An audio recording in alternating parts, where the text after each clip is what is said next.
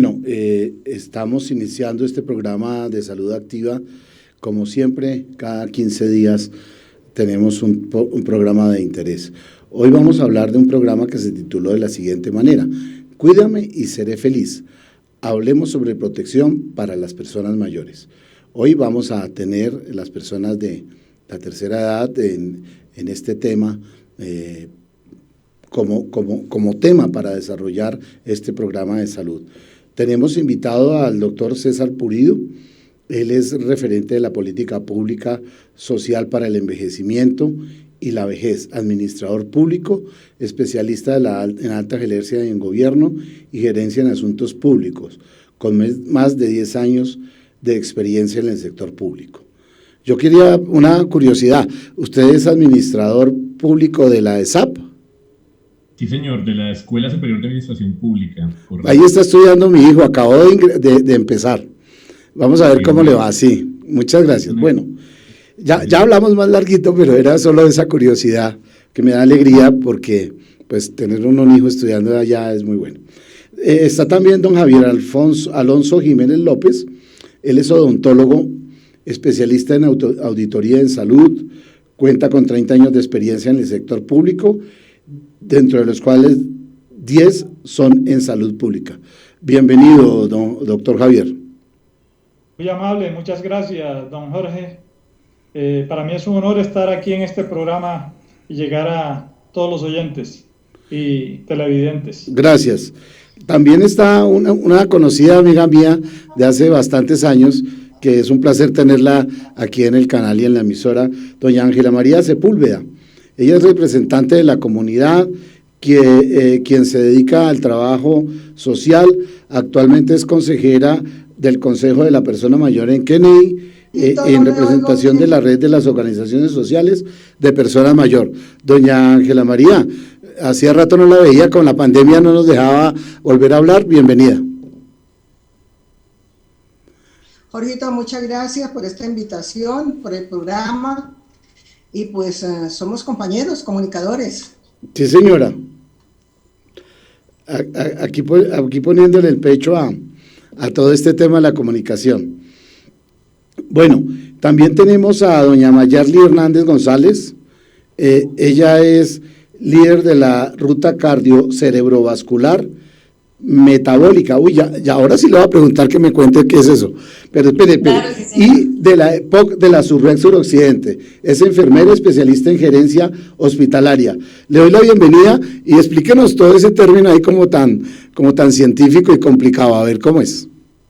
Muchísimas gracias. Ruta cardiocerebrovascular y metabólica. Sí, así es, don Jorge.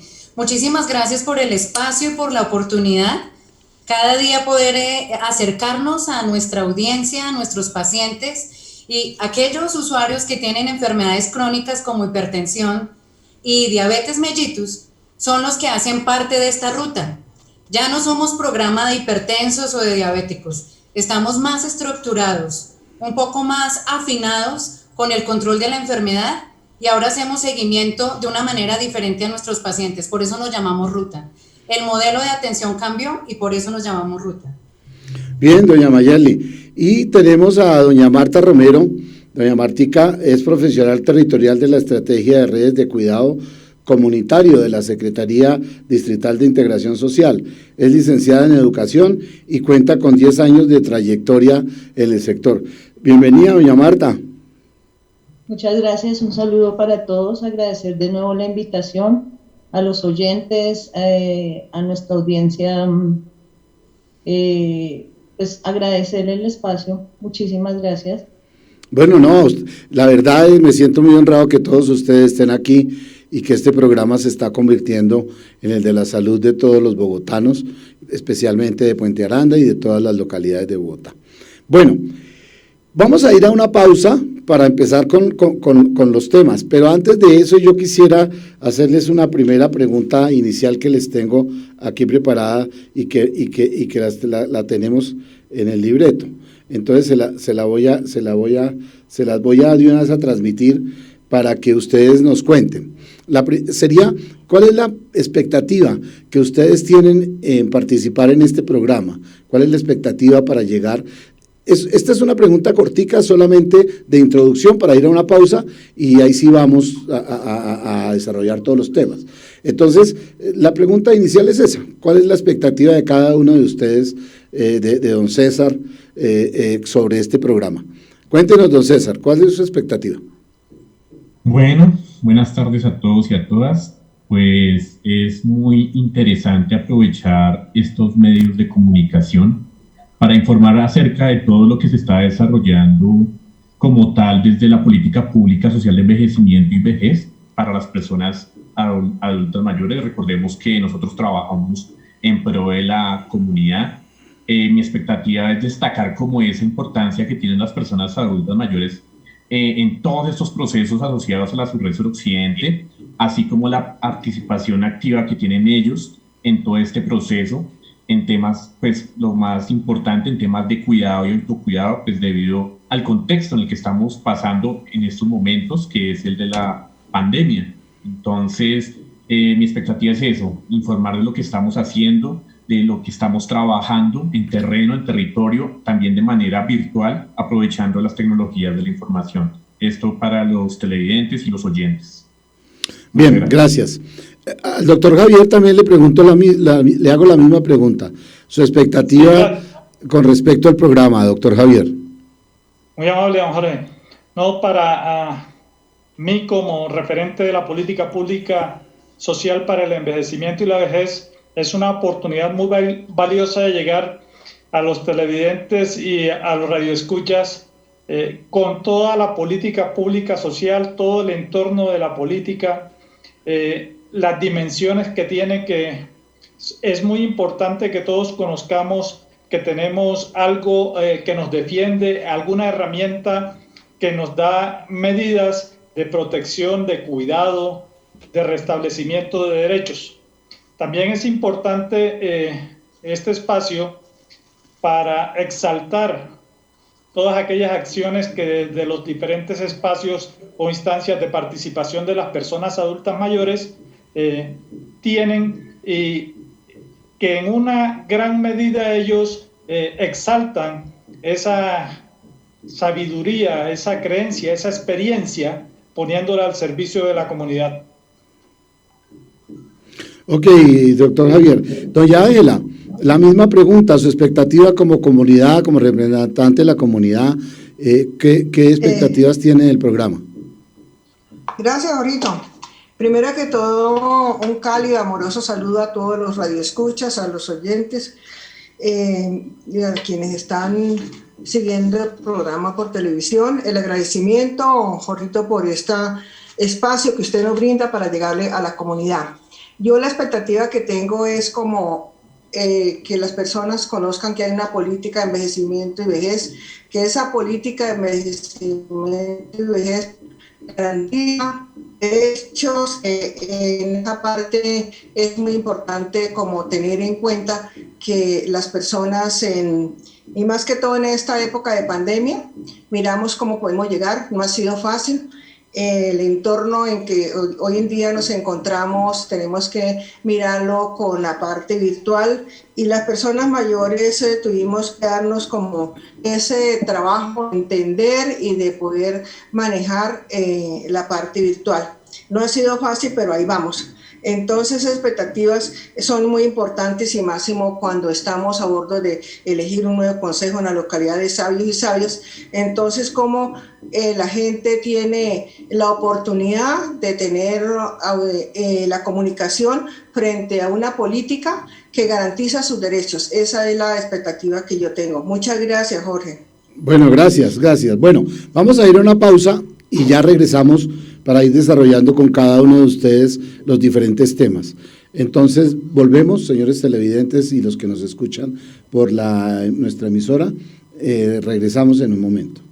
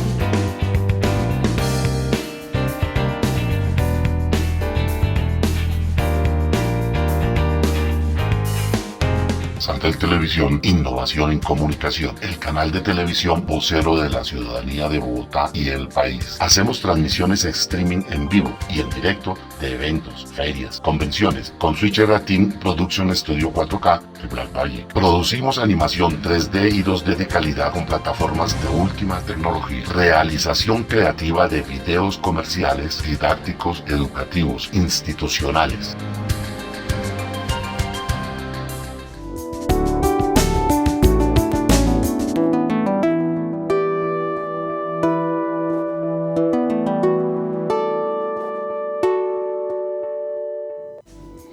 Bueno, ya viene la siguiente pregunta para el doctor Javier. Bienvenidos de la pausa para que hablemos de este tema.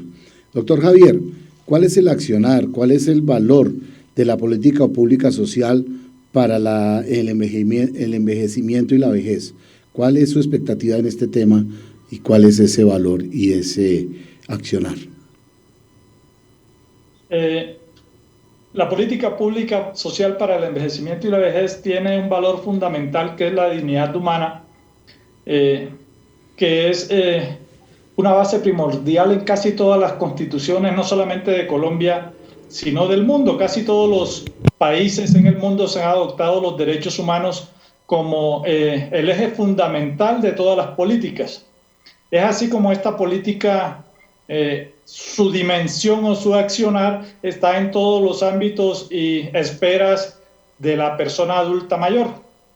Esta política tiene 4 dimensiones que nos ayudan a visibilizar todas las necesidades y todos los derechos de las personas adultas mayores, empezando por la primera, que es vivir como se quiere en la vejez, y en la cual se establece que las personas tienen derecho a estar informadas, tienen derecho a participar, tienen derecho a tener libre elección. Entonces, desde esa dimensión que establece unos derechos fundamentales a vivir bien en la vejez, que es la segunda, donde hay derechos fundamentales como el derecho a un medio ambiente sano, a la salud, a la educación, en fin, una cantidad de derechos que son inherentes al ser humano, que esta política pues pone de antemano para que todas las instituciones que tengan que ver con esos derechos pues pongamos un granito de arena para restablecerlos.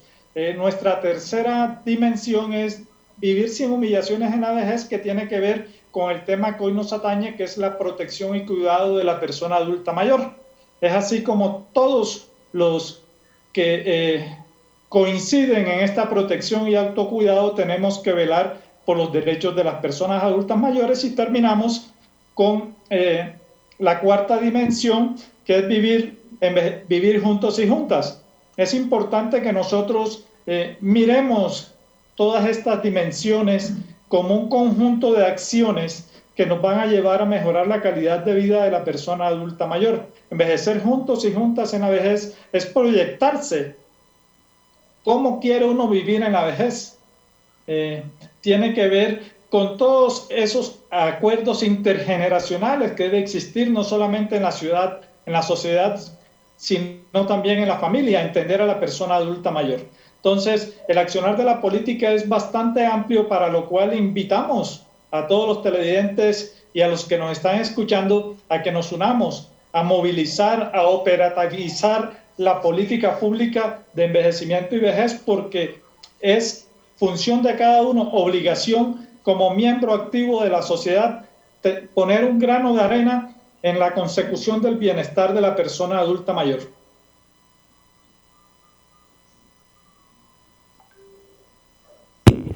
Perdón que yo lo apago para no tener ruidos. Interesante eso de las dimensiones.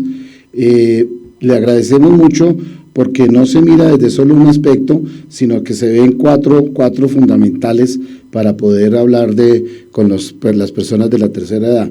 Yo quiero preguntarle a doña Ángela el siguiente tema, y es si existe un trabajo articulado entre la comunidad y las instituciones en pro de las personas mayores. ¿Existe ese trabajo, doña Ángela? Creo que la pregunta va dirigida para mí. Pero, pues Mayerly, sí, don Jorge. No, aquí en el libreto tengo escrito Ángela. La señora Ángela María, ya, qué pena. Sí. Bueno, gracias.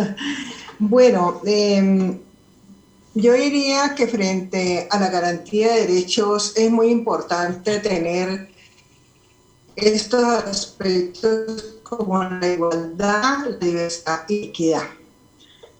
La articulación con las instituciones y tener en cuenta que una política de envejecimiento y vejez es posible siempre y cuando realmente haya los recursos necesarios para que se garanticen los derechos a aquellas personas mayores que somos sujetos de derechos. Y me parece también muy importante, además de lo que ha comentado Javier, que además de todas las líneas es como estar muy articulados con toda la ciudadanía. Si nosotros no vemos que haya una articulación con los jóvenes, con la parte de educación, con la parte de la cultura, con la parte de que todo el mundo realmente con la familia se comprometa a que en los últimos años de la vida de estas personas que han construido sociedad, que han formado, que han aportado también al desarrollo económico de un país, deben tener en sus últimos años que una vida, digámosla que feliz, garantizándoles sus derechos. Eso es muy importante y ahorita estamos a puertas de hacer una nueva política o no hacer una nueva política, sino mirar y hacer una revisión de la actual política para mirar hasta dónde llegamos y qué quedó pendiente. En esos pendientes y en esas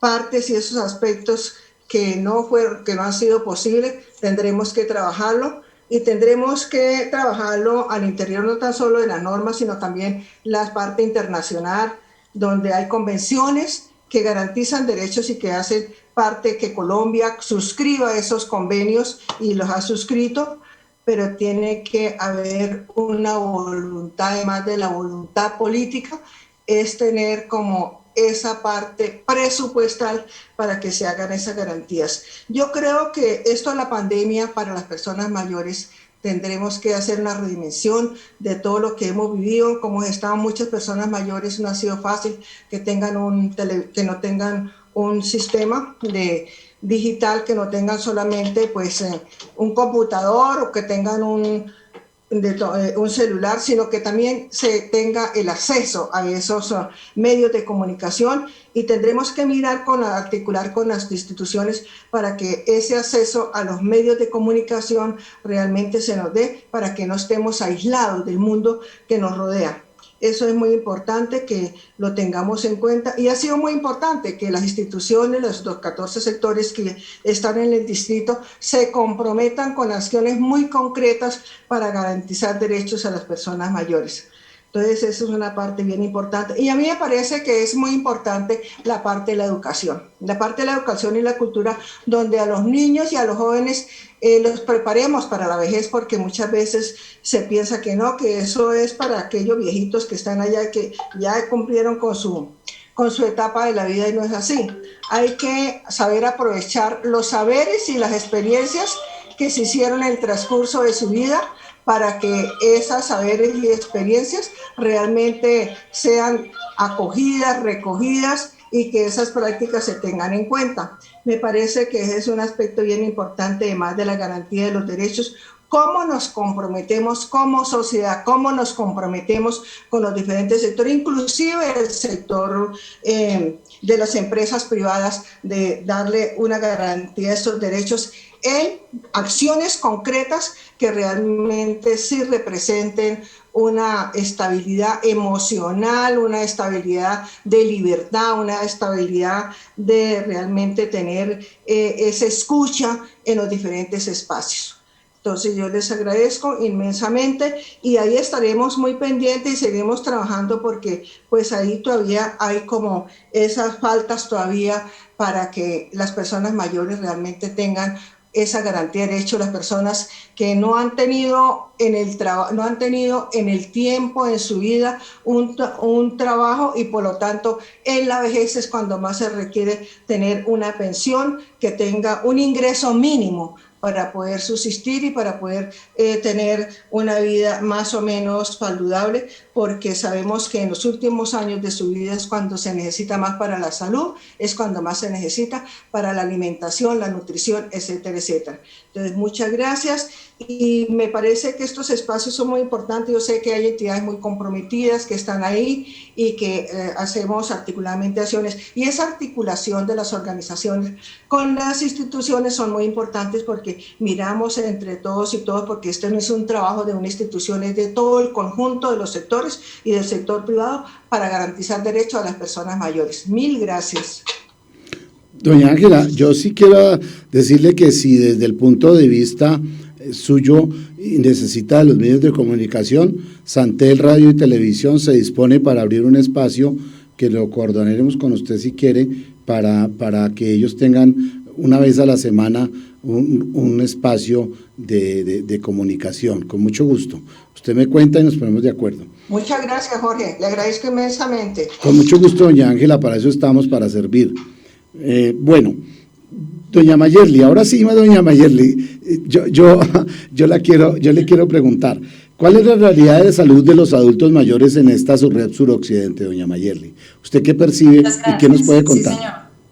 Bueno, quería comentarles, nosotros desde la subred suroccidente contamos ya con una ruta establecida, la ruta cardio, cerebro, vascular y metabólica. El nombre es un poco complejo, ¿cierto?, pero involucra todas las enfermedades crónicas que tienen que ver con hipertensión, diabetes y enfermedades cardiovasculares. Cuando hablo de metabólicas, pues me refiero a toda la parte de diabetes tipo 1 y diabetes tipo 2, es decir, insulinodependiente y no insulinodependiente. Bueno, pues la realidad de nuestra subred no se aleja a la realidad del distrito y a la realidad del país. Cada vez personas más jóvenes, personas de 40, de 35, de 30 años, ya están presentando eventos cerebrocardiovasculares, eventos como infartos agudos del miocardio, hipertrofias ventriculares, insuficiencias cardíacas, y desafortunadamente los servicios hospitalarios como las urgencias y las unidades de cuidado intensivo ya no solamente están con ese perfil epidemiológico de las edades de las personas mayores de 60, sino que también se están viendo, asistidas con los pacientes jóvenes. También nos hemos podido dar cuenta que la ruta cardiovascular tiene rostro de mujer. Nos hemos dado cuenta que las mujeres, después de los 50 años, quedan desprotegidas por la parte de la producción de estrógenos, y cada vez se están enfermando más que los hombres sobre enfermedades cardiovasculares. Esto implica un cambio en la metodología y en las acciones que se realizan a esos programas antiguos de programas de hipertensos y diabéticos. Definitivamente hay que darle un cambio a la forma de actuar y a los planes de salud que se vienen brindando en Bogotá. Y de hecho hemos logrado hacer o incluir que los expertos y las actividades a este tipo de poblaciones ya caracterizadas sean específicas, que podamos contar con consultas ginecológicas, por ejemplo, en este caso de las mujeres mayores, para poder no solamente advertir toda la parte ginecológica, sino advertir la parte cardiovascular. Nos hemos dado cuenta también que la lesión de órgano blanco está cada día en crecimiento. ¿A qué hago referencia? Los primeros órganos que se dañan con hipertensión y diabetes son el riñón, el ojo, el cerebro, y que si los pacientes tienen un adecuado manejo de sus cifras tensionales y de su diabetes mellitus controlada con la hemoglobina glicosilada, sumado a otros factores también, pues podemos ayudarle al paciente a cargar la enfermedad y a tener un envejecimiento sano y a disfrutar de su vida de una manera responsable, de una manera activa. Para todo el distrito ha sido, una ruta maratónica. Nos ha tocado interpretar normas internacionales, interpretar el perfil epidemiológico del país. Se nos vino la pandemia. Nuestros pacientes eran los que más, o son los que más riesgo tienen para padecer complicaciones. Los pacientes no pueden salir de sus casas. Tuvimos que reinventarnos, así como dicen las empresas, para poder garantizar el insumo de sus medicamentos en sus casas. No ha sido fácil. A los médicos y a las enfermeras nos tocó aprender a atender pacientes por el teléfono y a poderle enseñar a un paciente que es un signo de alarma para acudir oportunamente a los hospitales y no ir de manera innecesaria, o al contrario, hacer omisión y no acudir. Y ya cuando llegan, pues es demasiado tarde. Entonces, ha sido un trabajo muy interesante, acompañado de la Secretaría de Salud, acompañado de la parte médica asistencial de las 4 subredes, con médicos internistas, con médicos generales, con enfermeras muy bien preparadas sobre este tema. Y bueno, no puedo decir que la parte administrativa también ha tenido mucho que ver, porque la toma de decisiones de cómo atender a los pacientes pues se viene de allá. Ahora un nuevo seguimiento para monitoreo de indicadores, una nueva captura del dato en las historias clínicas para darnos cuenta en verdad cuál es el perfil epidemiológico de la población. Y tal vez esos sistemas de información potencializarnos y crearlos como una herramienta que nos sirva para priorizar pacientes que no han tenido control.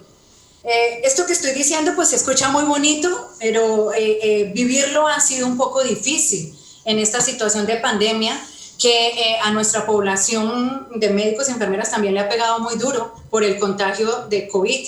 Pero pues aquí estamos en frente de batalla y estamos acercándonos cada vez a nuestros pacientes para ayudarles a cargar a la enfermedad y, bueno, hacer que su calidad de vida y la calidad de vida de sus familiares pues sea la mejor y sea la adecuada. La meta está alta, pero vamos en una implementación progresiva y pues nada, estamos muy comprometidos con esa situación. Bueno, doña Mayerly, yo quisiera pues como que hiciéramos alguna claridad de algunos términos que usted dijo, pero por ejemplo, insulinodependientes. ¿Nos puede aclarar un poquito qué quiere decir eso? Porque sí, una persona cualquiera de pronto lo oye y no lo entiende. Claro que sí. La diabetes mellitus, que es el aumento de la Y esa era la otra palabra, mellitus. Sí, señor. Diabetes mellitus es la enfermedad. Mellitus habla de miel. De hecho, la literatura dice que en la antigüedad se le decía mellitus porque los pacientes tenían la sangre dulce. Y digamos que así nos quedamos con ese término, diabetes mellitus. Pero lo que significa es que la glicemia del paciente está muy alta. Es decir, los niveles de azúcar en el paciente están más elevados de lo normal. Lo normal está entre 70 a 110 miligramos por decilitro. Para ser paciente diabético, pues tenemos cifras de azúcar más alto de lo que acabo de referenciar. Ahora, esta enfermedad tiene 2 tipos de presentarse o de manifestarse. Una que se llama tipo 1 o insulinodependiente, que significa que el paciente requiere de insulina, que es una hormona que recoge el azúcar en sangre y la mete a las células del cuerpo para producir energía, pero hay pacientes que no la producen, entonces tienen que aplicársela, ¿sí?, de manera artificial. A ellos se les llama insulinodependientes. La no insulinodependiente son pacientes que producen insulina, pero sin embargo sus niveles de azúcar están muy elevados, es decir, que su insulina es un poco mala. ¿Sí? Para estos pacientes el manejo está con hipoglicemiantes orales, es decir, con medicamentos tomados oralmente, pastillitas, por decirlo así. Entonces, existen en la diabetes 2 tipos de manifestación de la enfermedad: insulinodependiente, que son los pacientes que se aplican insulina, y no insulinodependiente, que son los pacientes que toman pastillas para poderla manejar. En ambos casos hay que cambiar el hábito alimenticio, no se pueden comer azúcares, no se pueden comer harinas, hay que hacer actividad física, hay que tener un control médico con regularidad, hay que tomarse unos laboratorios clínicos para poder chequear la enfermedad. Y bueno, eso es básicamente como la diferencia entre estas 2 enfermedades. Bueno, ya para César, y después nos vamos a una pausa, ¿Cómo han cambiado las dinámicas, César, de autocuidado de las personas mayores en el contexto de la pandemia? Tocaba hablar de la pandemia porque si no, pues vamos a pensar que estamos en otro país. Entonces, ¿cómo han cambiado esas dinámicas, César? Sí, señor. Pues recordemos que las personas adultas mayores de por sí tienen una gran capacidad de disfrutar la vida, tienen un gran sentido del humor, tienen una gran capacidad de comunicación con otras personas, con otras generaciones, tienen una gran capacidad de relacionarse con los demás. Llegó la pandemia y ¿qué ocurrió? Se encerraron en sus casas, obviamente, porque para las personas adultas mayores el COVID-19 representó un gran riesgo, en sus vidas. Entonces, todas las dinámicas que tenían, como el hecho de salir a dar un paseo al barrio, de ir a compartir con los amigos, de hablar de la situación del país, de hablar de las cosas que hablan las personas adultas mayores, pues obviamente eso se sesgó. Es decir, un cambio abrupto donde las personas adultas mayores tuvieron que encerrarse en sus casas, estar todo el tiempo en sus casas, ya no se podían comunicar casi con nadie, ni con vecinos, ni con amigos, ni con familia inclusive. Cambió también esa dinámica. A partir de la pandemia, pues esas relaciones disminuyeron. A partir de la pandemia también se generó una serie de sensaciones como de soledad, de abandono, de ansiedad, de depresión en las personas adultas mayores, donde se le afectó el tema de la alimentación, el tema de las horas de descanso y una alimentación saludable. Muchas personas adultas mayores hasta sufrieron episodios de depresión como tal por el mismo encierro. El hecho de no poder compartir con el otro afectó mucho la dinámica de la persona adulta mayor. Y aquí es donde entra un tema muy importante que son las tecnologías de la información. El de ahora poder conectarse con la sociedad, el de ahora poder interactuar a través de un computador, de un celular, de mejorar las relaciones sociales ha sido todo un reto para las personas adultas mayores. Esto ha cambiado la dinámica de mirar cómo están viviendo las personas adultas mayores ahora. Entonces, las personas adultas mayores tuvieron que adaptarse a esta nueva realidad de la pandemia, modificando sus diferentes acciones, modificando sus comportamientos también, inclusive dentro de sus casas. Entonces, ustedes saben que las personas adultas mayores participan mucho con la comunidad, participan mucho con el otro. Y nosotros desde la Política Pública Social de Envejecimiento y Vejez, desde la Subresur Occidente, hemos desarrollado diferentes tipos de acciones con las personas adultas mayores para poder menguar esto que está pasando en pandemia. Tenemos la estrategia de Hablemos de Salud en tiempos de pandemia. Esto es con el desarrollo de los espacios de participación que tenemos actualmente en todas las localidades de Bogotá, que es con la Secretaría Técnica que la tiene Secretaría de Integración Social, en los espacios de participación del Comité Operativo Social de Envejecimiento y Vejez, en los consejos de sabios y sabias de cada localidad. Hemos ido participando de manera virtual, hemos ido conectando a las personas de manera virtual también, donde podemos ayudarlos a ellos a que se conecten, a que puedan comprender desde la virtualidad los servicios que presta desde cada entidad pública en el nivel local y a que se puedan adaptar a esta nueva realidad. Nosotros desde la Subresur Occidente hemos ayudado en estos espacios de participación, hemos entrado también en los centros día de la Secretaría de Integración Social, hemos sensibilizado y capacitado en diferentes temas, en temas de cuidado, de autocuidado con respecto al COVID-19, y también hemos hablado en temas de salud mental, temas de hábitos de vida saludable, alimentación saludable, manejo del tiempo libre a partir de la actividad física o la actividad mental.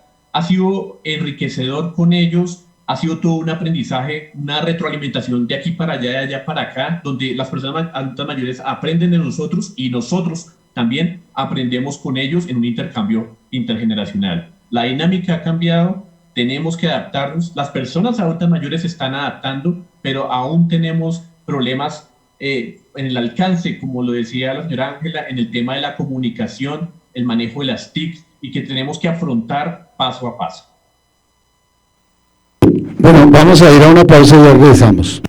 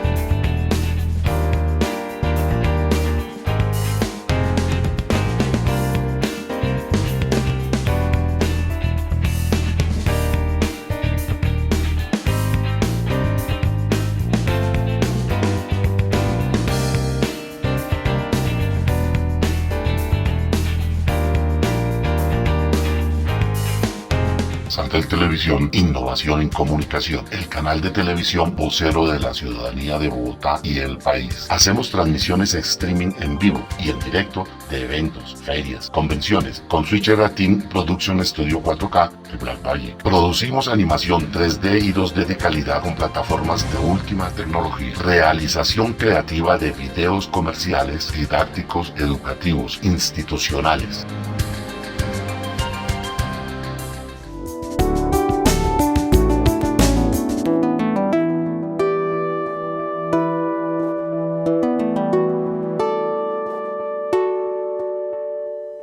Bueno, volvemos de la pausa.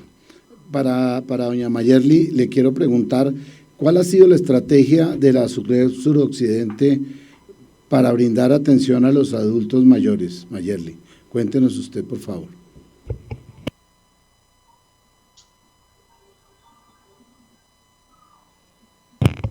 Mayerly, aprende el micrófono, por favor. Sí, señor, ya. ¿Me escuchaste la pregunta? No, qué pena. ¿Cuál ha sido la estrategia de salud de la Red Suroccidente para la atención a los adultos mayores? Muchas gracias. Sí, señor. No, pues nos tocó hacer varias cosas para lograr garantizar la atención con los pacientes. Una fue crear la telemedicina. La telemedicina es aquella metodología en donde el profesional de medicina, por medio de un agendamiento, y una preparación, llama al paciente telefónicamente, revisan los laboratorios clínicos por historia clínica, les hacen unas preguntas específicas a los pacientes y siguen dándole continuidad al manejo clínico que el paciente ha tenido. Por medio de esta telemedicina pudimos garantizar que los pacientes que venían de manera presencial fueran vistos, pero ahora de manera telefónica. Esa fue una, la telemedicina. La otra estrategia fue fortalecer nuestro grupo de medicina domiciliaria. Hacia la antigüedad, los servicios domiciliarios no eran como muy fortalecidos en otras administraciones, pero aquí en esta administración nos tocó fortalecerlo muchísimo. Para aquellos usuarios que tienen condiciones o barreras como la discapacidad o que no hubieran tenido un control clínico cercano, nuestros médicos del servicio domiciliario los visitan en la casa y eso pues también nos ha generado un impacto muy favorable porque pues el médico en tiempo real puede ver el estado de paciente. Otra estrategia ha sido crear puntos satélites o juntos para cuidarte mejor, que así también se llama desde el distrito. Es una estrategia en donde con todas las medidas de protocolo y de aislamiento, citamos a nuestros pacientes que no tienen las cifras tensionales actualizadas y laboratorios clínicos actualizados. Los citamos cumpliendo todas las medidas de aislamiento, les tomamos las medidas antropométricas, peso, talla, signos vitales, tensión arterial, frecuencia cardíaca, saturación, y les tomamos los laboratorios clínicos y les agendamos una cita con medicina para que se cierre el ciclo y el médico puede evaluar con esos datos fresquitos pues el estado de salud del paciente. Esa es la tercera estrategia. Y la última estrategia ha sido fortalecer la parte comunicativa, los Facebook Live y los talleres virtuales. Nosotros en esta ruta tenemos un programa muy lindo que se llama Corazón a Corazón y son los talleres de los pacientes hipertensos y diabéticos. Nos encontrábamos con ellos, con un educador físico, con enfermeras y hacíamos ejercicio, actividad física. Les enseñábamos sobre la enfermedad. Pero pues nos llegó la pandemia y no pudimos reunirnos, no podemos volvernos a encontrar de manera presencial.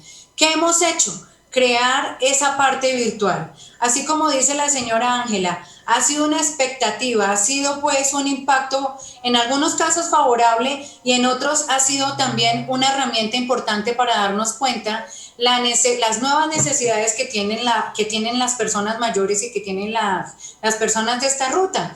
Las personas que cuentan con el teléfono celular, con datos, que de pronto ese intercambio intergeneracional con los nietos y les ayudan a conectarse al taller o añadirse a seguir las páginas virtuales, el Facebook, donde estamos todos en las 4 subredes, pues ha sido maravilloso porque ellos han venido aprendiendo cosas nuevas y no se han alejado de lo que nosotros venimos trabajando. Y ha sido importante y un crecimiento muy hermoso ver a través de la pantalla, a nuestros pacientes saludándonos, haciendo ejercicio, haciendo amigos. Y ha sido una cosa muy linda y muy favorable. Claro, no tiene el impacto que nosotros esperamos. En esta ruta tenemos aproximadamente 32,000 pacientes y las personas que hemos logrado en los Facebook Live han sido aproximadamente 4,800 reproducciones y en vivo se unen aproximadamente 150, 200, pero para nosotros todo eso es ganancia. No vemos el vaso medio vacío, lo vemos medio lleno. Y al contrario, sabemos que lo que necesitamos es seguir fortaleciendo estas estrategias para continuar con el paciente ahí en casa, acompañándolo y viviendo con él el proceso de envejecimiento sano.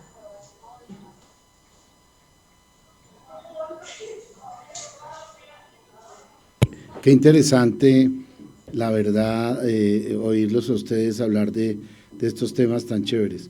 Pues aquí, Santel, como siempre abro las puertas para que se nos ocurran más cosas. Entonces, aquí estamos para lo que se necesite. Doña Marta, ¿qué actividad?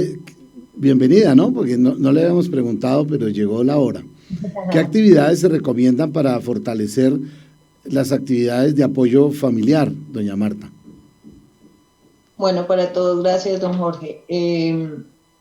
Dentro del ejercicio que se viene realizando y muchas veces uno no lo piensa con la persona mayor, es el tema de la comunicación. Digamos que, como lo han dicho los compañeros, el tema de la pandemia ha venido generando una serie de dinámicas que han hecho que no estén juntos o que las familias estén totalmente separadas de la persona mayor. Sin embargo, es importante resaltar, y una de las dinámicas más importantes, y aunque a veces no lo veamos como una de las más importantes, es la comunicación con la persona mayor. Tal vez y muchas veces con temas intergeneracionales y con todo el tema que se ha venido presentando, pues a la gente le da susto. Digamos que muchas veces los nietos y los hijos tienen un susto raro a poder entablar una comunicación con las personas mayores o con sus familiares en este caso. Sin embargo, dentro de ese ejercicio es importante resaltar que deben haber ciertas pautas para establecer esta comunicación que sea asertiva con los familiares. No es lo mismo que ustedes se sienten a un lado y digan: sí, voy a hablar con la persona mayor, voy a hablar con mi abuela o abuelo, que es como cariñosamente la llaman las familias, con mi papá o mi mamá, a tener ciertas pautas que permitan tener una comunicación que sea efectiva. Es decir, es importante que las familias tengan dentro de su ejercicio o dentro del apoyo familiar que se le brinde, tener en cuenta el estado de salud. Posiblemente muchas veces ellos tengan problemas de escucha, tengan otro tipo de situaciones, o simplemente no quieren tener una conversación con su familiar. En esa medida, pues también hay que buscar un espacio y un ambiente donde puedan tener charlas, donde no se distraigan fácilmente la persona mayor. Por lo general, los seres humanos nos distraemos con mucha facilidad. Entonces, este tema de comunicarse asertivamente busca eso, que tengan un espacio cómodo, un espacio que sea inclusivo, un espacio que sea muy reconocido para la persona mayor. Hablarle con palabras claras, respetar sus temas y sus creencias, de pronto generar acciones y ejercicios de memoria entre ellos, ¿sí? Tener una conversación que sea muy a la par con ellos, una comunicación que a ellos les genere como motivarse para seguir en el ejercicio y no que les genere una frustración porque no saben de qué hablar. En esa medida, pues siempre uno debe tener la actitud positiva, situación que a veces es muy complicada, porque digamos que el tema intergeneracional siempre está en la mitad, y más adelante les hablaré de eso. Tiene la posibilidad de generar ciertas disparidades y ciertos espacios que no deberían darse, y en ese ejercicio pues ser un poco paciente. Es muy difícil porque los abuelos, como lo llaman los familiares, las personas mayores, muchas veces tal vez no han tenido la misma situación de educación, o no han tenido las mismas vivencias. Entonces hay que siempre generar un tema de una comunicación asertiva. Esa pues es una de las actividades claves, pues como lo que más se recomienda para trabajar en el tema de apoyo familiar. Otra actividad es promover un poco estas motivaciones que tienen las personas mayores. Es decir, si la persona mayor que está en mi casa quiere trabajar o quiere hacer algún tipo de actividad que le guste, apoyarla, enseñarle, trabajar con ella, pero básicamente siempre mantener una comunicación asertiva con ellos. Quiero hacerte otra pregunta. Esto tiene que ver Sí. con el cuidado comunitario. ¿En qué consiste esa estrategia de cuidado comunitario? Bueno, la estrategia de redes de cuidado comunitario es una estrategia que está dentro del sistema distrital de cuidado, está dentro de las metas y dentro de los propósitos del plan distrital, plan de desarrollo distrital. Dentro de esta estrategia, ¿qué se quiere hacer? La estrategia quiere tejer redes o quiere iniciar un trabajo de tejer redes con persona mayor y con otras instancias y otros, con otras instancias o instituciones comunitarias. Dentro de este ejercicio que queremos, y antes que cualquier cosa es importante, trabajar todo el tema del cuidado, ver el cuidado como una dimensión de bienestar, ver el cuidado como una manera de mantenernos, de continuar y de reparar este mundo. Pero en este mundo solo no estamos, ¿sí? Nuestro ser, nuestro cuerpo también deben de estar dentro del cuidado. Es decir, que el cuidado debe ir más o debe ir implícito en un tema de ir más allá de que sea una función solo social, sino también que sea algo de promoción de autonomía y algo de cuidado, no siempre como promoción. Dentro de la estrategia de redes de cuidado comunitario, nos apropiamos del tema del cuidado, porque el objetivo de esta principalmente es contribuir a la prevención de violencias contra persona mayor, ¿sí? ¿Qué quiere decir esto? Que eso también demanda, o principalmente demanda dentro de la estrategia de redes de cuidado, trabajar con la reducción de segregación, trabajar con todo el tema de derechos, incidir en las 4 dimensiones de la política pública social de envejecimiento y vejez, y en esa medida ir construyendo una estrategia que nos permita hacer o generar ciertos aspectos que son importantes a nivel comunitario. Yo puedo ser una persona cuidadora, pero también necesito saber que me reconozcan como cuidadora, pero también necesito muchas veces que me cuiden. Dentro de este ejercicio, nuestra red de cuidado comunitario, Subdirección para la Vejez de Integración Social, tiene 4 enfoques. Trabajar el envejecimiento como un proceso y un curso de vida, trabajar el tema de derechos, trabajar el tema intergeneracional, el tema comunitario y el tema territorial. ¿Qué implica esto? Que se puedan promover prácticas de apoyo colectivo, apropiación social del cuidado como tal, en todos los entornos comunitarios. En esta medida, y dentro de la meta 49 del plan de desarrollo, la idea es dinamizar redes de cuidado comunitario en las 20 localidades de Bogotá.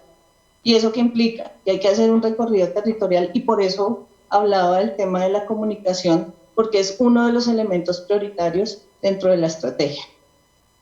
Gracias. Pues yo quería preguntarle a Ángela sobre este tema que tiene que ver con lo que acaba de hablar Marta. ¿Qué acciones realiza la comunidad para fortalecer las redes? ¿Qué actividades se realizan comunitariamente para fortalecer las redes, doña Ángela? Bueno, nosotros hemos venido trabajando cómo articular las organizaciones de personas mayores. Es un espacio bien importante, porque eso nos permite a nosotros saber de las personas no tan solo organizadas, sino también de las no organizadas, para poder nosotros articular acciones con instituciones que tienen que ver con garantía de derechos. En la localidad yo coordino la red de organizaciones sociales de personas mayores, son más o menos 80 organizaciones sociales, y como trabajamos por UPZ, son 12 UPZ de la localidad de Kennedy, entonces eso nos permite fortalecer ese espacio. Yo creo que se ha hecho énfasis en la comunicación y estoy completamente de acuerdo. que la comunicación se debe fortalecer, y ese es como uno de los propósitos de la red. Yo creo que el Consejo de Personas Mayores, cómo fortalecemos esa parte de la comunicación para que le lleguemos a la gente con la información exacta y en el momento oportuno para que ellos participen. Eso es bien importante. Entonces yo diría que hay temas bien importantes que tendríamos que mirarlos, cómo los podemos fortalecer de mano con las instituciones para que se mejore la parte de la garantía de derechos, y no tan solo de la garantía de derechos, sino cómo aquellas personas que no han tenido acceso a muchos aspectos de derechos realmente los demos a conocer, y no tan solo que los demos a conocer, sino que realmente sean garantizados. A mí siempre me ha preocupado el analfabetismo de las personas mayores. Y ya que dice Jorge ahí que hay una parte de la educación, estamos con ese propósito de que se debe crear un plan piloto para que las personas mayores que no tuvieron ese acceso a la educación, por lo menos tengamos un aspecto muy humano en la parte de cómo erradicar el analfabetismo de las personas mayores. Y hablamos también inclusive de las mujeres que no tuvieron la oportunidad de un trabajo, que siempre se han dedicado a los oficios del cuidado de la familia, del cuidado del hogar y del manejo de la economía del hogar, porque son las que manejan la economía del hogar, pues no tuvieron la oportunidad de tener un empleo, y a estas alturas de la vida o murió el esposo o se fue el compañero, el esposo, y se quedaron frente a una situación económica bien complicada. Entonces teníamos que mirar cómo fortalecemos, y pensamos que esta parte del ingreso familiar pudiéramos, porque cómo potenciar saberes y experiencias de las mujeres en muchos aspectos, para que ellos tengan un ingreso y para que realmente con la educación oportuna ellos puedan mirar cómo poder elevar su autoestima, porque no saber leer y escribir, eso de la autoestima está abajo, hay que elevarla dándole la oportunidad con un plan piloto para que aprendan a leer y a escribir, y por lo menos tengamos personas muy buenas. Yo he tenido la oportunidad de hablar con lideresas que fueron víctimas de la violencia desde hace muchos años en este país, que están en Bogotá, pero que no tuvieron la oportunidad de tener la educación. Entonces esa parte es bien importante, la comunicación y la educación van de la mano para que esas personas realmente se sientan como personas útiles a la sociedad, y cómo potenciar saberes y experiencia para fortalecer las organizaciones de personas mayores, y no tan solo las organizaciones, sino potenciar en países desarrollados. Las personas mayores tienen oficios específicos que ellos van desarrollando, y el Estado se compromete a que esas personas se sientan útiles hasta los últimos días de su vida. Muchas gracias. Bien, doña Ángela, la verdad el tema desde su punto de vista es bien interesante, y le agradecemos que esté trabajando así por la comunidad de adultos mayores como lo hace usted. Don César, esta es una pregunta que vale la pena, que le voy a hacer, que vale la pena que la hagamos. ¿Existe violencia para los adultos mayores? ¿Existe violencia de la sociedad, de los entornos familiares o de otras personas para los adultos mayores? Don César, cuéntenos, por favor. Claro que sí, es evidente que la pandemia pues trajo una crisis completa dentro de las familias, el estrés, la carga económica, la situación económica que se agravó. Eso generó una serie de tensiones dentro de las familias, donde muchas de las personas adultas mayores ocurrieron que fueron también violentadas, maltratadas. Vemos que eso ocurrió, puede ser de manera psicológica, de manera física, donde se notaron, digamos, también casos de abandono, casos de negligencia, casos donde se sale de las manos de las familias y prácticamente ellos van a donde las entidades a que puedan ayudar a conciliar todas estas tipos y casos de maltrato. Los maltratos se dividen en dos. Hay un maltrato directo, pues tiene que ver con el tema del abuso emocional, el abuso psicológico, casos de negligencia, casos de maltrato físico a la persona, abusos financieros que también se ven como tal, abuso sexual, el mismo abandono, que esta es una problemática que se ve mucho dentro de las localidades y que hay que ponerle atención y también aunar esfuerzos para verificar qué es lo que está pasando con todos los casos de abandono de personas adultas mayores. Por otra parte, pues tenemos un maltrato social. Eso ya tiene que ver más con un tema societal, es decir, cuando un maltrato cultural hacia las personas adultas mayores, el hecho de que porque son personas adultas mayores no pueden trabajar, esos son imaginarios que tienen las personas en la sociedad, el hecho de que las personas adultas mayores, lo que estábamos hablando, que por ser adultos mayores no pueden manejar las TICs, las tecnologías de la información, son imaginarios que se han ido construyendo y que todos tienen y que todos tenemos y que no son verdad, son cosas que tenemos que deconstruir, es decir, derrocar, es decir, acabar, porque las personas adultas mayores tienen muchas capacidades, tienen muchas potencialidades las cuales se deben fortalecer. Entonces, el mayor caso que se ve como tal es el abandono, que es la omisión del cuidador o el familiar de cumplir con la responsabilidad de cuidar a la persona adulta mayor. ¿En qué necesidades? En el tema económico, en el tema de cuidados básicos como la comida, la hidratación, la higiene personal, ¿sí? La asistencia sanitaria, la administración de medicamentos que necesita la persona adulta mayor a diario. Muchas veces este abandono se comporta de manera intencional, es decir, el cuidador lo hace de manera consciente, pero muchas veces esto lo hacen también de manera involuntaria. Simplemente el cuidador se le olvidó suministrarle el medicamento o se le olvidó asearlo. Son temas que se constituyen también como actos de negligencia. Entonces, hoy pues tenemos diferentes formas de maltrato que tenemos que ponerle atención en las familias, ocurren a diario. El hecho de solamente aislar a una persona mayor ya se constituye una forma de maltrato contra esa persona, que porque me da pena estar con mi familia y él ahí también porque, no sé, tiene alguna situación donde se alborota o algo así, no sé, lo aíslan. Eso también es una forma de maltrato a las personas adultas mayores y que desde salud tenemos también que ponerle cuidado a todo este tipo de casos, pues porque se están viviendo en la localidad, en todas las localidades de Bogotá. La negligencia, el maltrato psicológico también, el hecho de no escuchar a las personas adultas mayores, el hecho de omitir lo que dicen las personas mayores, no ponerles cuidado, de seguirles la corriente, no, es una falta de respeto. Las personas mayores tienen lo que tiene la política pública, es la dignidad humana. A partir de ahí parte la política pública y es dignificar esos derechos de las personas adultas mayores, en este caso en Bogotá. Entonces sí, efectivamente, hay casos de violencia contra las personas mayores y pues toca ponerles mucha atención.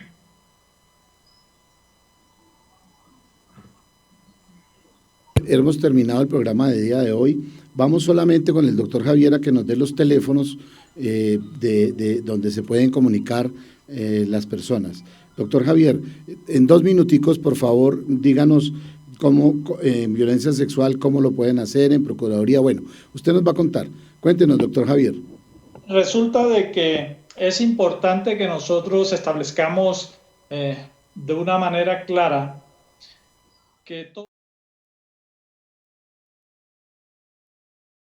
la sociedad, a nuestra comunidad, a nuestra familia, a nuestros hijos, pues vamos a tener reiterativamente casos de violencia, de cualquier tipo de violencia.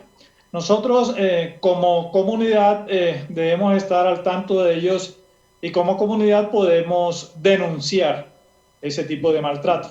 En los diferentes tipos de violencias pues hay diferentes teléfonos, pero lo más importante es que nosotros sepamos la ruta a la cual podemos acceder.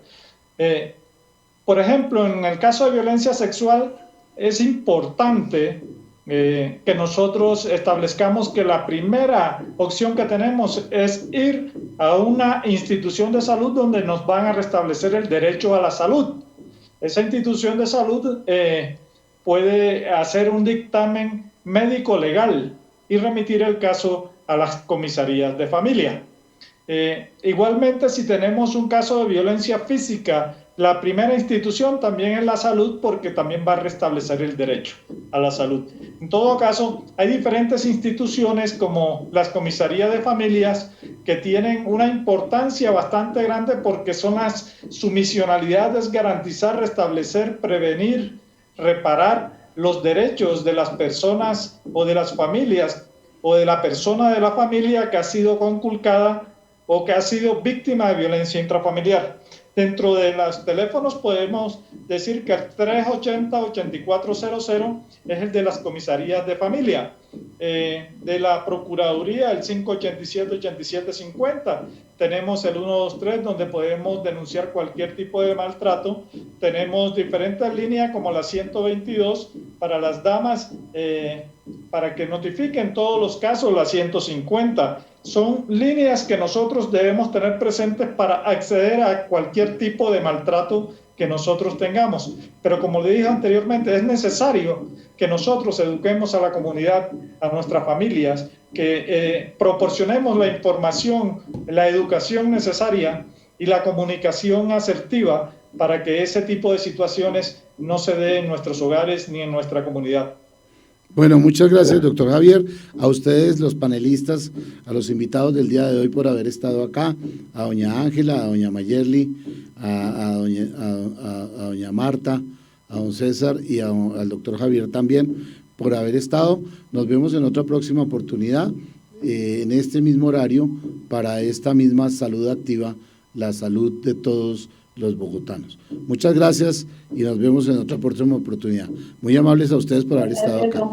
Gracias. Gracias. Gracias.